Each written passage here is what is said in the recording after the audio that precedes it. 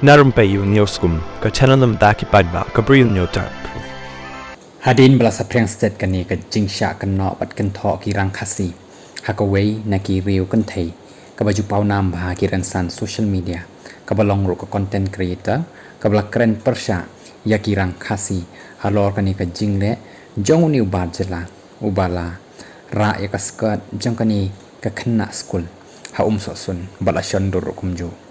nrei mentapat ni lab ni pana kaliang ki kat tu kat ni ki riu padba hakiran san social media kira penrem ya kani ka jingkren jong kani ka brio da ka ba ki thok kum ni bana kaliang jong sangot ka seuri ula tho kani ka kong jeler lali pat marwei ka ajing ada ki dekhar bet ka pen kit pap ikirang khasi da de bakren ben ki we ki jai ben rio ngathrai ka yeng ka sem jong ka la syarat ni kala de pe dan bok bakamen sim jong ni kirang khasi ka babha palat da kren ben kum no ro om julai nakaliang umanang ai sutunga ula thora ka boong kum ni mentapat kum nu pat ini ikong ta sunscreen in ong nakaliang pat u I am a khasi u tho kum ni tamba phimudur bau de khasi pen tho brialot yakishin rang khasi ken kong ukpa jong phei u henmen jong phei upara jong phei de shu khasi mo labu yakni ka jingkli bat nakaliang jau ba ps leng ro ro la thora ka boong kum ni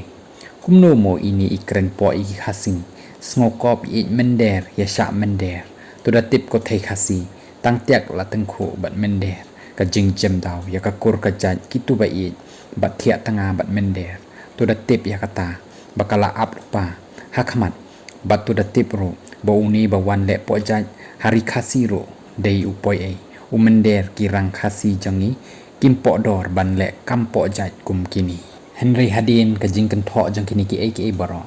lapen map ini kong ta sunscreen da ka ba ong kum ni ngakwa ban pan ma ba kani kapor ba ngalakum mudur bau tu briu uba mi pa po ka video ude khasi ka jing shem jonga bat ki briu ki bakren persya yanga leng ba ki comments kala pen bakla ya ka jing kren bat ka jing rai jonga shaki baro ki tu ki rang khasi ki badai ki babha ki ba ngalakren persya bat pen snosi bat ya ka ke isu kumjo ngapan ma ya kani ka jing le ka jonga